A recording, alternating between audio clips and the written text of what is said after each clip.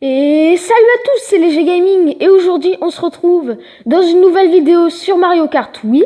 Cette vidéo va être un petit peu spéciale car ça va pas être une vidéo de passage secret, mais je vais vous montrer des petites tactiques pour que vous conduisiez mieux. Surtout en contre-la-montre parce que je vais pas parler des objets dans cette vidéo. Donc déjà, les véhicules qu'il faut choisir c'est assez important. Donc vous avez trois types de personnages. Les personnages légers, tout cela. Les personnages moyens, ici, et les personnages lourds, ici. Vous avez aussi votre Mi, ici, mais je pense que ça dépend de sa taille. Donc moi, comme il est assez grand, il va être dans les catégories poids lourds. Donc après, vous pouvez choisir le personnage que vous voulez. Moi, j'ai l'habitude de prendre soit Funky Kong quand je prends des lourds, soit Daisy quand je prends moyen. Alors, donc, les véhicules du léger. Donc déjà, je vous recommande de toujours prendre des motos, puisqu'elles sont mieux que les voitures normalement dans ce jeu. Donc moi, ce que je vous recommande, c'est déjà la Kame Croiser. Elle est bien parce qu'elle a un énorme boost de hors-piste. Sinon, je vous recommande la Bill Bécane. Mais c'est pas la meilleure, les légers. Après, vous avez les catégories moyens. Donc moi je vous recommande vraiment la Moto Match puisqu'elle a un dérapage énorme, je pense que c'est le plus gros dérapage et elle a des bons stats même hormis cela. Donc je vous recommande de prendre celle-là quand vous prenez des moyens. Et quand vous prenez lourd, je vous recommande soit la Bécane Bowser qui a les meilleures stats du jeu, soit la Torpille qui a la plus grosse vitesse du jeu, mais tout le reste c'est un peu nul. C'est comme ici et son accélération c'est moyen. Donc il faut que vous sachiez que sur ce jeu il y a deux différents types de dérapages que je vais vous montrer tout de suite. Déjà il y a les dérapages avec les motos là comme ça, mais il y a certaines motos qui le font pas. Donc je vais vous le montrer avec la Bécane Bowser. Donc vous pouvez remarquer que quand je vais tourner, ça va faire un virage très intérieur et très serré. Donc laissez-moi arriver jusqu'à un virage et je vais vous montrer. Donc voilà, ça fait un virage très serré et moi je préfère ceux-là qui sont plus contrôlables. Donc voilà, il y a des petites étincelles aussi sur la moto, comme vous pouvez voir. Et je trouve que quand vous faites le dérapage vers la droite, c'est plus serré. Maintenant, il y a un autre type de dérapage avec toutes les voitures et certaines motos que je vais vous montrer. Je vais faire la démonstration avec l'Intrépide 2. Comme vous pouvez voir, elle part un peu sur la gauche quand on fait le dérapage et en fait, ça part un peu dans la direction opposée vers laquelle vous faites le dérapage, comme vous pouvez voir. Donc là, j'ai dérapé vers la gauche et hop, c'est passé à gauche du trait au milieu. Là, j'ai dérapé à droite, c'est passé à gauche du trait au milieu.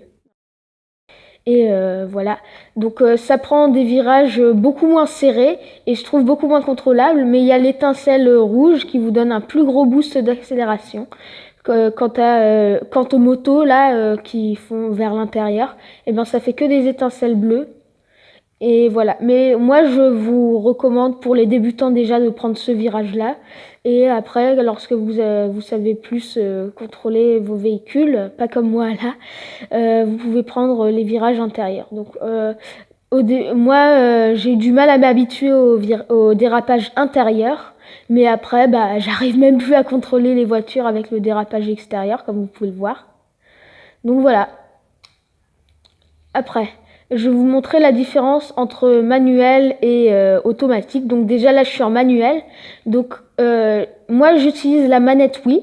Donc pour déraper, je clique sur 1. Je pense que si vous jouez avec Nunchuk, il faut cliquer sur B. Donc il faut cliquer sur le bouton pour reculer et vous tournez en même temps. Et ça va faire les étincelles. Et lorsque vous lâchez le bouton 1 pour moi, vous allez avoir le boost qui dépend de la couleur de votre étincelle.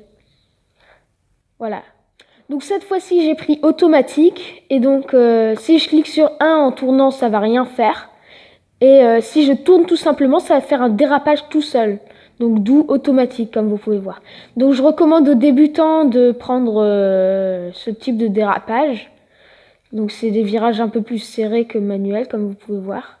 Mais je sais pas s'il y a des étincelles ou pas sur ça. Ah. Donc voilà, je recommande ça aux débutants, encore une fois. Et lorsque vous l'avez bien maîtrisé, vous pouvez passer au manuel. Donc après, il faut que je vous montre des tactiques pour prendre les meilleures lignes et pour aller le plus rapidement. À tout de suite. Donc voilà, j'ai pris la bécane Bowser et je vais vous montrer par exemple sur Bois Vermeil. Donc déjà, si vous voulez aller très vite, vous prenez les passages secrets que je vous montre en vidéo. Et donc vous dérapez à chaque virage. Voilà.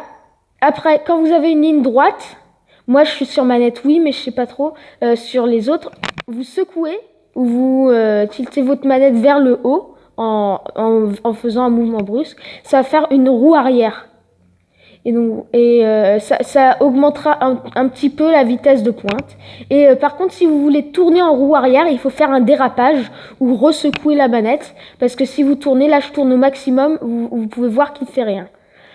Donc voilà, à chaque rang, vous secouez. Ça vous donnera un petit boost à la fin. Et voilà, aussi sur des obstacles comme ceux-là, vous secouez. Qu'est-ce que j'ai d'autre à dire? Vous pouvez faire des roues arrière. Après, il y a des dérapages un peu plus sophistiqués qui consistent à faire le dérapage sur la gauche. Après, tilter votre manette à droite super rapidement et repasser à gauche.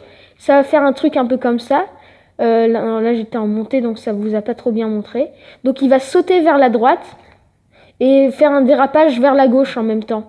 Donc ça prendra des virages un petit peu plus serrés et donc ça vous permettra de couper des virages un petit peu compliqués.